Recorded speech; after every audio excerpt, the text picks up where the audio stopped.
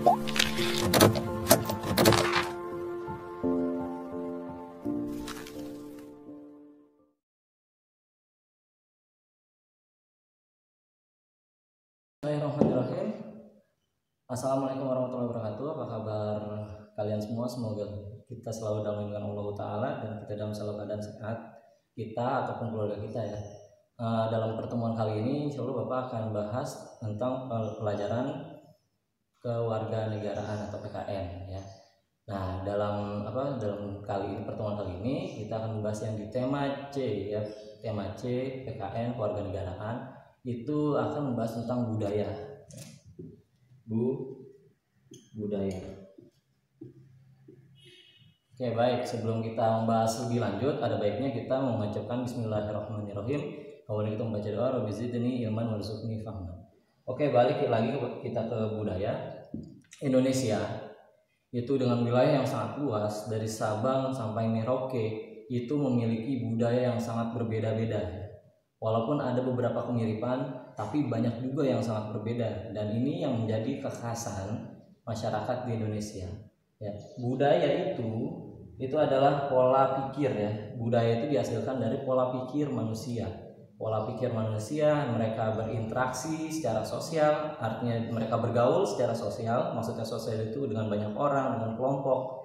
Kemudian mereka menciptakan atau mengkreasikan suatu pemikiran ya. Suatu pemikiran atau kebiasaan-kebiasaan yang itu jadinya budaya ya.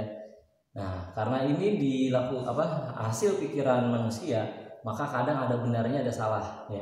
Karena yang namanya manusia itu memiliki patokan ya. Patokan kebenarannya siapa gitu. Nah, kalau misalkan karena manusia itu memiliki pola pikir yang berbeda-beda, kadang ada yang salah, ada yang benar ya. Tapi walaupun demikian, kebudayaan itulah yang menyebabkan kebudayaan itu beragam ya, sangat beragam. Kemudian itu adalah penjelasan dari budaya. Indonesia itu memiliki banyak budaya dari Sabang sampai Merauke ya. Banyak dialek itu bahasa ya, bahasa. Kemudian banyak baju adat, banyak rumah adat. Bahkan senjata-senjatanya pun sangat berbeda ya. Kalau kita lihat dari Sabang sampai Merauke itu memiliki kekhasan masing-masing. Baik itu kebudayaan secara fisik kayak misalkan baju, rumah dan yang lainnya, ataupun acara-acara adat ya, ataupun nilai-nilai yang mereka pegang. Maksudnya nilai-nilai itu nilai yang mereka anggap kebenaran ya. Itu sangat berbeda-beda di macam-macam tempat. Nah, budaya itu harus disatukan ya. Harus disatukan dalam satu kesatuan ya, sehingga tidak tercipta adanya perbedaan-perbedaan yang terlalu runcing yang menyebabkan nantinya itu ada yang terlalu cinta terhadap budayanya kemudian merendahkan budaya lain ya. Ada juga yang terlalu minder dengan kebudayaannya sehingga dia melepaskan budayanya kemudian dia mengadopsi atau mengambil budaya lain dalam dirinya. Maka itulah pentingnya kita harus menyatukan ya. Bukan menyatukan menyamaratakan budaya itu. Kita harus saling bertoleransi dalam masalah kebudayaan ya. Dan hal ini tertuang dalam kata-kata Bhinneka Tunggal Ika ya. Bhinneka Tunggal Ika. Apa sih arti Bhinneka Tunggal Ika itu? Bhinneka Tunggal Ika itu adalah bahasa Sanskerta nih. Sanskerta. Apaan tuh Pak bahasa Sanskerta? Nah, bahasa Sanskerta ini digunakan itu bahasa zaman dulu ya, bahasa zaman kerajaan Majapahit. Nah, Bhinneka Tunggal Ika ini didapatkan daripada zaman Majapahit zaman dulu. Ya, itu ada di dalam bukunya Empu Tantular ya. Itu ada di dalam bukunya nama bukunya itu buku Sutasoma yang dibuat oleh Empu Tantular ya. Sanskerta, nama bukunya adalah Sutasoma yang dibuat oleh Empu Tantular ya. Empu Tantular. Empu di sini gelar ya sebenarnya ya. Empu adalah gelar, Tantular nama orangnya. Sehingga kalau misalkan ada nama empu-empu itu banyak ya kalau misalkan di zaman-zaman dulu gitu. Nah itu Bhinneka Tunggal Ika itu dari bahasa Sanskerta, adanya di buku kita Sutasoma yang dibikin oleh Empu Tantula. Arti Bhinneka Tunggal Ika itu sendiri berarti berbeda-beda tapi tetap satu juga, berbeda-beda tapi tetap satu juga.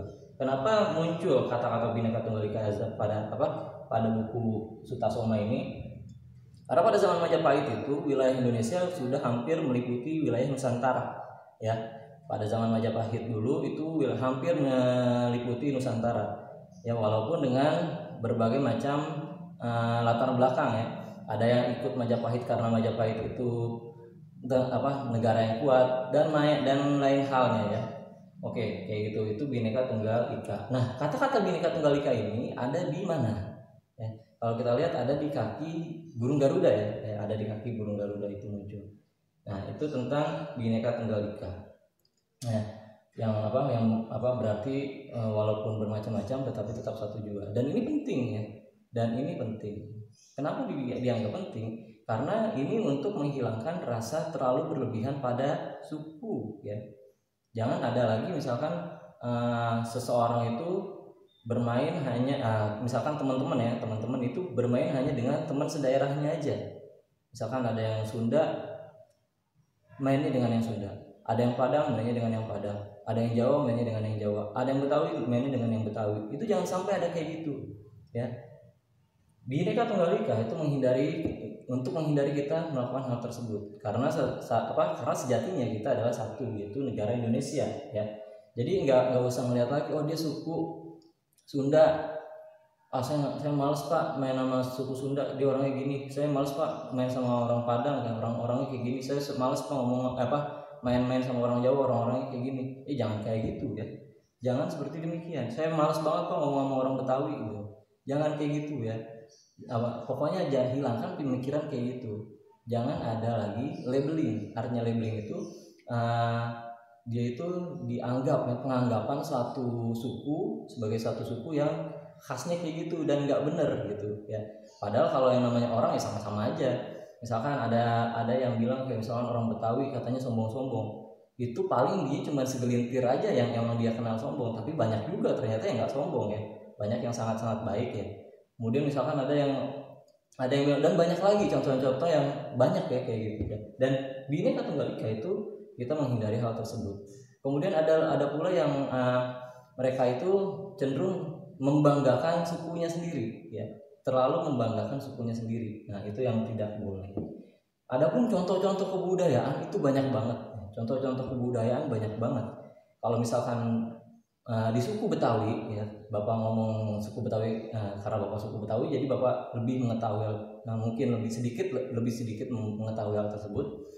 Jadi dari suku Betawi itu sangat terbuka ya. Suku Betawi sangat terbuka. Kenapa sangat terbuka? Karena sejak zaman dahulu, zaman pelayaran, sebelum bangsa Eropa datang ke Indonesia, jadi Sunda Kelapa itu atau wilayah Jakarta khususnya dan suku Betawi di wilayahnya itu sudah mengalami interaksi sosial, sering bertemu, sering bergaul dengan para pedagang dari India, para pedagang dari Arab, para pedagang dari Cina, para pedagang dari Tiongkok ya, atau Cina atau Tiongkok. Kemudian dan pelayaran itu sangat hidup di wilayah Sunda Kelapa pada saat itu, sehingga kita nggak akan heran kalau kebudayaan Betawi itu mengalami banyak kemiripan di antara tiga bangsa tersebut, yaitu India, Cina, dan Arab.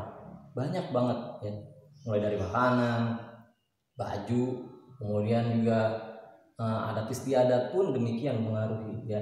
Itu kalau contoh di Betawi. Kemudian kalau contoh budaya yang seperti kebudayaan yang kegiatannya ya, yang mempengaruhi kegiatan itu ada di wilayah Gunung Kidul ya, yaitu adat istiadat atau kebudayaan sambatan dan grebuhan ya, ya. Dan dua ini sangat baik ya, karena sangat gotong royong ya. Kalau sambatan dia pokoknya gotong royong tuh dia. Grebuhan juga dia membantu orang-orang yang ada di kampung. secara bersama-sama tanpa pamrih, tanpa upah, tanpa minta bayaran ya. Dan itu sangat penting karena kita tidak bisa hidup sendiri di dalam masyarakat ya. Kita nggak bisa hidup sendirian di masyarakat. Kemudian interaksi sosial, interaksi budaya, budaya itu disebabkan oleh interaksi sosial dan alam ya. Jadi manusianya menentukan dan alam juga menentukan, dan ini bisa kita lihat di kebudayaan mencari nyale ya. Mencari nyale itu apa sih? Nyale itu cacing ya. Nyale itu cacing. Di Kepulauan Sumba itu ada satu kebudayaan, dia pada saat saat lautnya surut dia nyari cacing, terus itu diambilin. Buat apaan Pak? Itu buat dikonsumsi ya, menurut mereka enak ya. Nah kemudian setelah itu baru ada kayak perlombaan untuk yang laki-laki ya, kayak perang-perangan tapi untuk yang laki-laki. Nah ini disebabkan oleh interaksi mereka dengan alam juga. Mereka melihat alam terjadi seperti demikian di wilayah pantai, kemudian wah banyak cacing nih, dan ada yang nyobain ternyata enak, dan itu membudaya ya, gitu. Kemudian ada banyak sebenarnya budaya-budaya lain ya, ada sangat banyak budaya-budaya lain yang mungkin sampai sekarang udah hilang. Contohnya misalkan ada di beberapa daerah, pindah rumah itu, kalau kita kan pindah rumah kitanya yang pindah, perabotannya yang pindah. Tapi kalau zaman dulu mungkin sekarang udah nggak ada ya, mungkin ada di beberapa daerah tapi Bapak belum tahu infonya. Di daerah pedalaman, bukan di daerah perkotaan ya, di daerah perkampungan itu pindah rumahnya dipindahin, langsung tuh rumahnya dipindahin. Nah itu yang